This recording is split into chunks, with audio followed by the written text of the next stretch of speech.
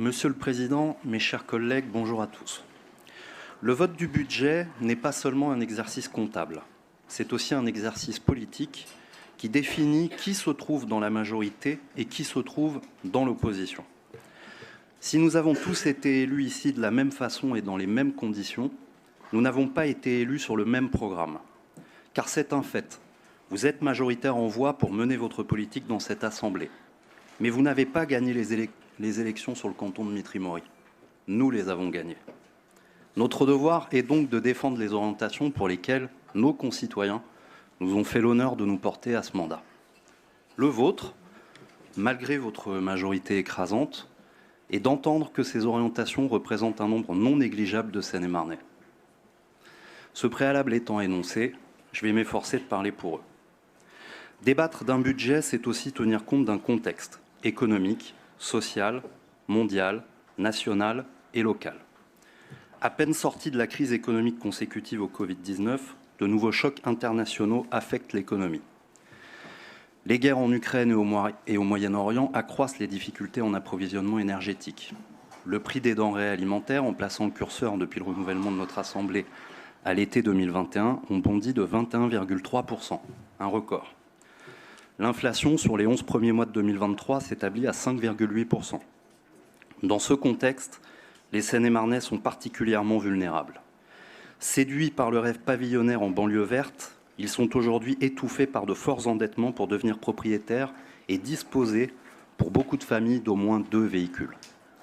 Nos concitoyens doivent faire face à une augmentation massive du coût des énergies qui les impacte plus que d'autres. Ajoutez à cela les fermetures et l'éloignement des services publics, les difficultés de garde des jeunes enfants, l'accès très inégal et de plus en plus difficile aux professionnels de santé, les hôpitaux dégradés et une offre de transport insuffisante et de piètre qualité, et nous avons là une situation économique et sociale inquiétante. Je l'ai déjà dit, mais il n'est pas inutile de le répéter.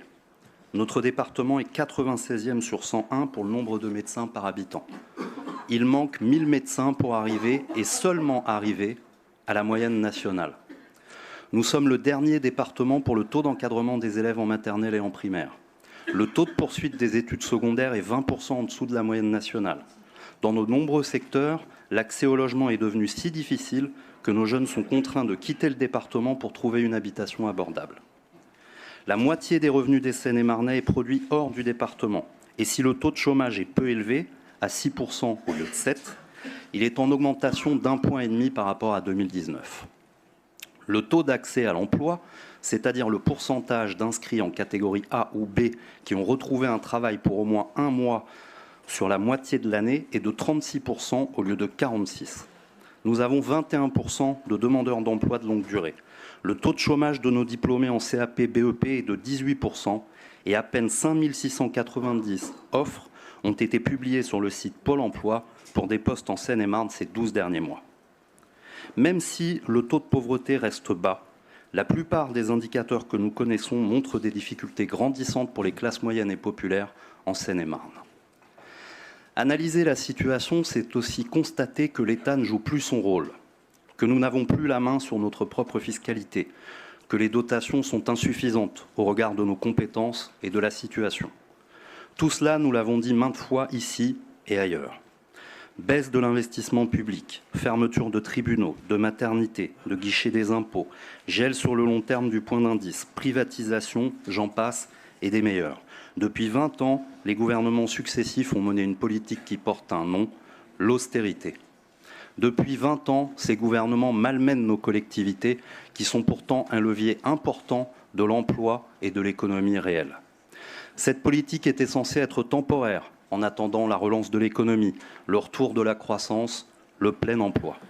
Mais comme le disait pour une fois fort justement l'économiste Milton Friedman, rien n'est plus durable que la politique temporaire d'un gouvernement. Le résultat, nous le connaissons. 20 années d'une croissance faiblarde, une augmentation massive des travailleurs pauvres, une explosion inédite de la dette de l'État et des secteurs entiers de nos services publics et donc de la nation qui sont littéralement ravagés. C'est à partir de cette réalité que notre département doit construire son budget. Mais le budget que vous nous proposez aujourd'hui n'est pas au rendez-vous. ni pour faire suffisamment face aux conséquences de ces crises, ni pour relever les défis qui sont devant nous. À quoi aura servi de mettre le département à la diète pour rembourser par anticipation à des banques qui n'en avaient pas besoin et juste avant une inflation massive des emprunts avantageux à taux fixe pour désormais s'endetter pour plus cher à taux variable, si ce n'est pas pour investir maintenant là où nous en avons le plus besoin. J'ai entendu parler en commission d'investissement record, mais par rapport à quoi? En disant on ne fait plus les mêmes choses avec 300 millions et les besoins ne sont plus les mêmes. Alors je sens, Monsieur le Président, que vous allez être outré et me répondre que, bien sûr, vous assumez pleinement vos compétences obligatoires. C'est bien le moins. Mais si c'est tout, alors que faisons-nous là? Si nous devons nous contenter de remplir des cases dans des colonnes, il est plus nécessaire de déranger les électeurs. L'argument est facile. Pourquoi contester une politique à laquelle il n'y aurait aucune alternative? Rentrez chez vous, braves gens, il n'y a rien à voir. Pourtant, comme nos concitoyens, nous attendons plus de notre collectivité. Nous attendons que le département prenne une part plus importante dans l'aide apportée aux familles pour la cantine dans nos collèges. C'est un des leviers utiles au soutien des familles.